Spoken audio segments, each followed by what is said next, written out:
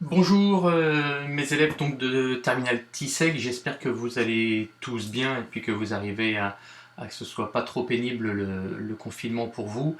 Je vous propose de corriger en vidéo les exercices 2 et 3 ainsi que l'activité 4 puisque ça commence à être un peu compliqué et que on ne peut pas faire ça qu'à distance et vous tout seul. Donc je détaille la correction et puis je vais préciser des notations également avec vous. Donc voilà, hein, ça permettra d'avoir quelque chose un peu plus interactif. Alors l'exercice numéro 2, on vous disait, 3 personnes abaissées entrent dans un ascenseur au rez-de-chaussée d'un immeuble de 4 étages. On vous demandait de recopier, de compléter l'arbre de choix qui était commencé ici à côté, et c'était pour déterminer le nombre de répartitions. Alors, cet arbre, la personne A, elle a le choix entre 4 étages, puis une fois qu'elle a fait son choix, la personne B peut avoir le choix également entre 4 étages, et la personne C aussi. On peut imaginer qu'elles font le choix les unes après les autres, donc ça permet comme ça de voir les choix les uns à la suite des autres. Je vous ai fait le corrigé là, de l'arbre, donc les premières branches, c'est les choix de la première personne, elle peut choisir l'étage 1, l'étage 2, l'étage 3 ou l'étage 4. Puis ensuite, les deuxièmes branches, c'est le choix de la deuxième personne, la personne B. Elle peut choisir l'étage 1, le 2, le 3 ou le 4. Et puis pareil pour la dernière personne. Et comme ça, on voit le nombre total de branches qu'on peut avoir. On peut avoir la première personne qui choisit l'étage 1, puis la deuxième qui choisit l'étage 3, par exemple ici, et puis la troisième, la personne C, qui choisit l'étage 4. On a toutes ces combinaisons possibles qui sont montrées par l'arbre, comme ça. Donc voilà pour cet arbre-là. On verra qu'on fera la même chose pour le pH dans l'autre exercice. Quel est le nombre de répartitions possibles? Eh bien, le nombre de répartitions, c'est le nombre de branches possibles. Alors, soit on les compte, mais c'est un peu pénible, soit on réfléchit.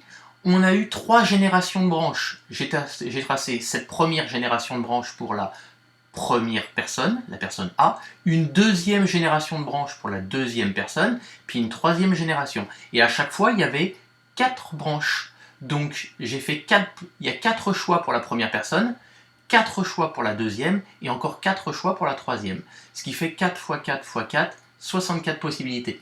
D'accord? Il y a 4 branches sur 4 autres branches, sur encore 4 branches. Ça fait bien 64. Vous les comptez si vous avez un doute, mais ça fait bien 64. Pour que les 3 personnes descendent au même étage maintenant, ça c'était la dernière question. Et on voulait une probabilité. Eh bien, pour qu'elles descendent au même étage, il faut qu'elles choisissent toutes le 1, ou toutes le 2, ou toutes le 3, ou toutes le 4. Donc soit elles prennent, on suit la branche 1, 1, 1, soit la branche 2, 2, 2, soit la branche 3, 3, 3, ou soit la dernière branche 4, 4, 4. Donc en fait, pour qu'elles descendent toutes au même étage, et il n'y a même pas besoin de l'arbre pour ça, c'est soit elles descendent toutes au premier, soit elles descendent toutes au deuxième, soit elles descendent toutes au troisième, soit elles descendent toutes au quatrième. Même pas besoin de l'arbre. Donc il n'y a que 4 possibilités sur les 64. Donc la probabilité, ce sera 4 chances sur 64. On peut simplifier, ça fait une chance sur 16. On peut écrire en décimale, ça fait une probabilité de 0,0625. Et en multipliant par 100, on peut l'écrire en pourcentage. Il y a 6,5% de chances que ces 3 personnes choisissent le même étage. D'accord? Je passe à l'exercice numéro 3. L'exercice numéro 3, c'est le péage autoroutier. Donc on vous dit, 2 véhicules V1 et V2 se présentent à une aire de péage qui comporte 3 voies de passage ouvertes, numérotées 1, 2, 3, de gauche à droite. D'accord? La voie 1 est tout à gauche, la voie 3 est tout à droite. Et on suppose qu'ils s'engagent au hasard dans des voies différentes. Donc dans des voies différentes, je leur dirai tout à l'heure, ils vont pas choisir tous les deux la voie 1. S'il y a un véhicule qui choisit la voie 1, et ben l'autre il va choisir une voie qui est libre. Quand on va à un péage, c'est comme ça qu'on fait. Et s'il y a une file d'attente aux caisses, vous faites la même chose. Donc là, c'est ça. Dessinez l'arbre qui représente toutes les possibilités de passage entre ces deux véhicules. Mais encore une fois, la première voiture, elle va avoir le choix entre la voie 1, la voie 2 et la voie 3. Ça représente les choix de la deuxième voiture. Mais attention, si la première voiture a choisi la voie 1, eh ben, il ne reste plus que la voie 2 et la voie 3 de libre pour la deuxième voiture. Pareil, si elle choisit la voie 2, il reste que la voie 1 et la voie 3 de libre. Donc voilà comment on l'a construit cet arbre-là. Les probabilités pour les événements. Donc j'ai écrit ça en dessous. Première probabilité, c'est les véhicules sont côte à côte. Et ben, pour que les véhicules soient côte à côte, quand il y a 3 voies, ben, il suffit que la voie du milieu soit occupée. S'il y a une voiture qui est dans la voie 2 au milieu, ben, l'autre elle est forcément à côté, soit dans la voie 1, soit dans la voie 3. Donc si on prend 1 et 2 ici, c'est à côté. Si on prend 2 et 1, c'est à côté. Si on prend 2 et 3, c'est à côté. Si on prend 3 et 2, c'est aussi à côté. Donc ça me fait 4 possibilités. C'est pour ça que j'ai écrit, il y a 4 possibilités. Sur un total de 6 possibilités, il y a 6 branches au total, hein, vous voyez ici, et donc ça fait 4 sur 6, donc 2 sur 3. Il y a 2 chances sur 3 qu'elle soit à côté. La B, qu'elle ne soit pas côte à côte, c'est l'événement contraire, on va en parler pour la suite, mais vous voyez bien que l'événement B, c'est le contraire de A. Si soit elles sont côte à côte dans l'événement A, et le contraire de côte à côte, c'est elles ne sont pas côte à côte.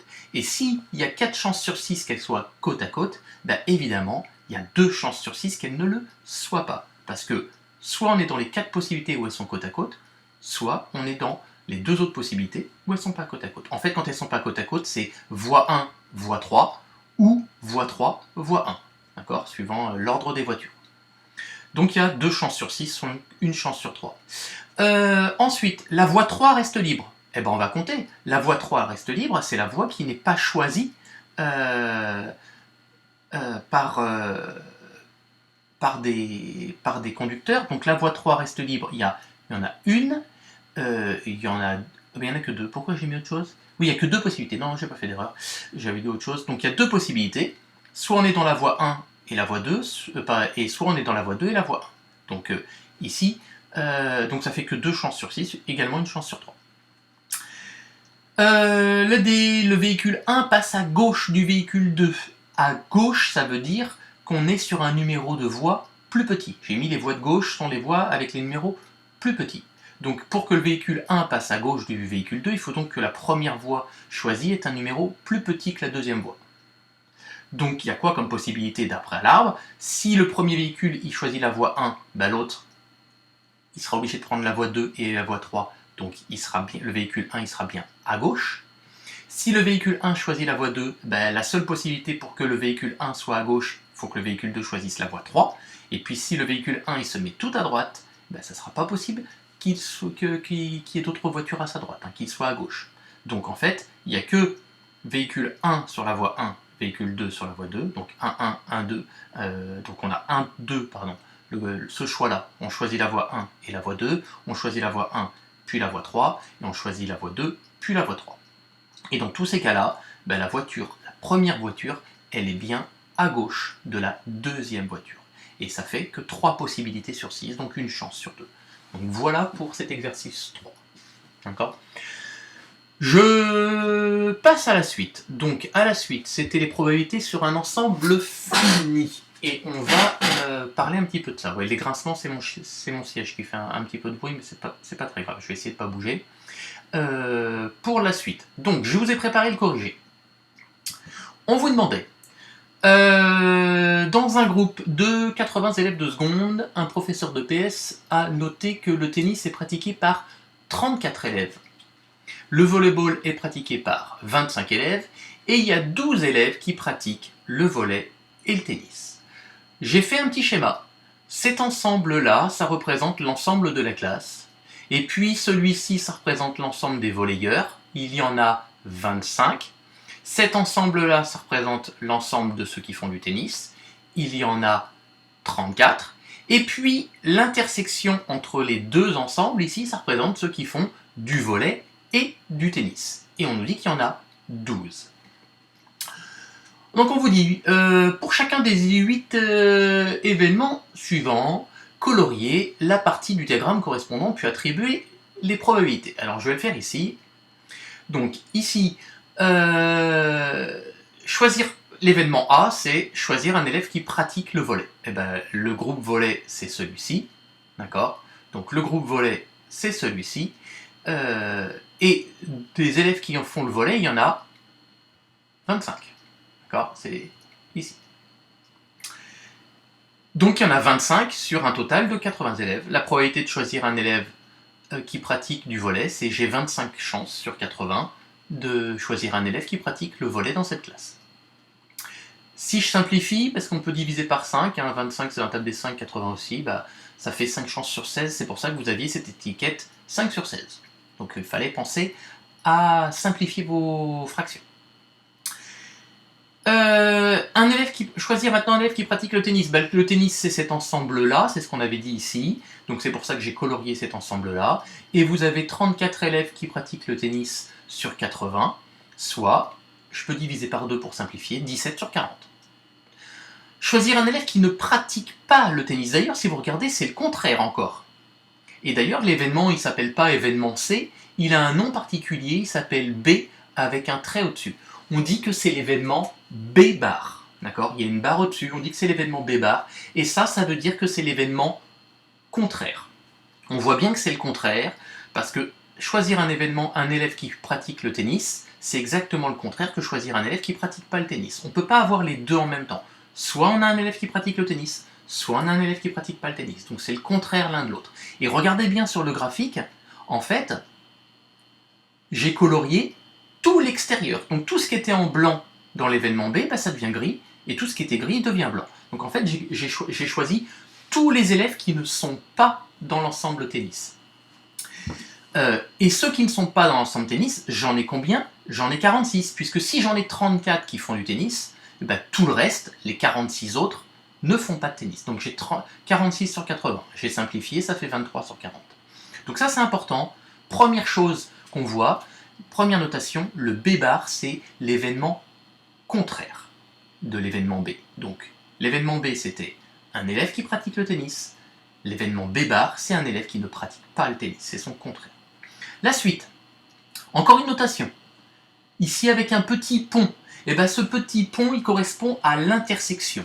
Et l'événement A, petit pont B, et bien en fait, ça se lit A inter B. C'est l'intersection des deux. Et ça veut dire quoi? En français, ça veut dire un et. D'accord? Vous avez un et ici, choisir un élève pratiquant le volley et le tennis. Et bien ce et en mathématiques, c'est le petit point à l'envers qui se dit inter. Donc l'événement A, volley, et l'événement B, c'est bien l'intersection des deux, et c'est cette zone-là. Combien pratiquent le volley et le tennis? C'est écrit dans l'énoncé. Il y en a 12. Donc j'en ai 12 sur 80. Et si je simplifie par 4, ça en fait 3 sur 20. D'accord? Donc là aussi, une notation importante. L'événement C. Choisir un élève qui pratique uniquement le volley.